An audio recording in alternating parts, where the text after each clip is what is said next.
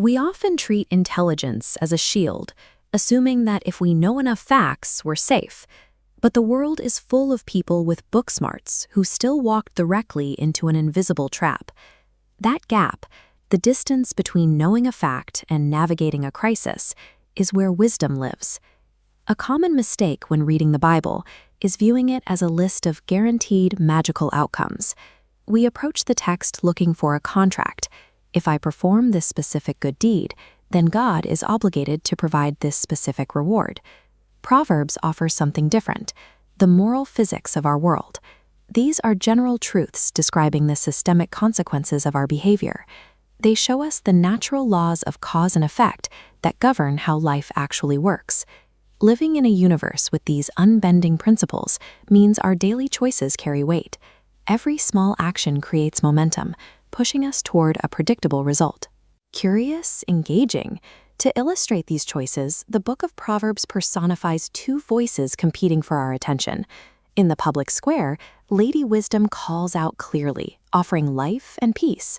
Meanwhile, Lady Folly waits in the shadows of the alleyway, whispering promises of easy gains and forbidden pleasures. Our lives are shaped by which of these voices we choose to follow.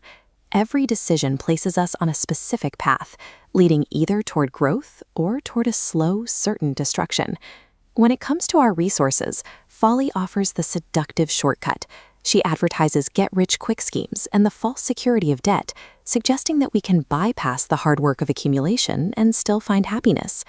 Wisdom points us away from the flashy shortcut and toward the ant. This tiny creature provides a masterclass in slow, consistent diligence. It prepares for the winter while the sun is still out, working without a supervisor to keep it on task. Wisdom requires us to live by disciplined laws, spending less than we earn and maintaining absolute integrity, even when our efforts go unnoticed. Financial security is the result of aligning our habits with these laws of effort. It belongs to the person who embraces the slow, steady process of disciplined work. Folly handles conflict by encouraging an explosive release. She tells us to use our words as weapons, cutting down enemies for emotional dominance.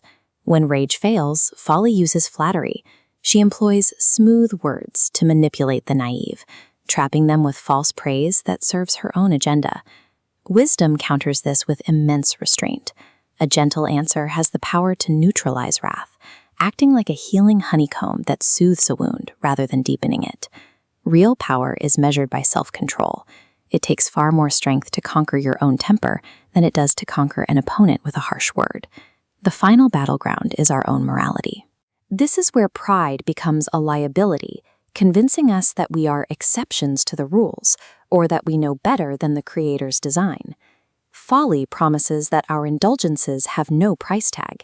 She makes the fatal snare look like a harmless pleasure, hiding the reality that certain paths lead directly into a trap. Wisdom's defense is built on a single foundation, the fear of the Lord. Notice how every other form of knowledge and success stacks precariously if this base is missing. Without it, the entire structure of a person's life lacks stability. This fear describes a posture of profound humility. It is the active recognition that we are not the center of the universe, and our limited understanding is no match for God's light. Pride makes us vulnerable by blinding us to the dangers ahead. Humility serves as our only reliable defense against the beautifully disguised traps of folly. We can see the consequences of this debate in the life of King Solomon. As the author of these very proverbs, he possessed divine insight that drew leaders from around the world to his court. Aligning his early reign with Lady Wisdom, Solomon oversaw an era of prosperity and justice, exemplified by the grand architecture of the temple site. But even Solomon was eventually seduced by folly.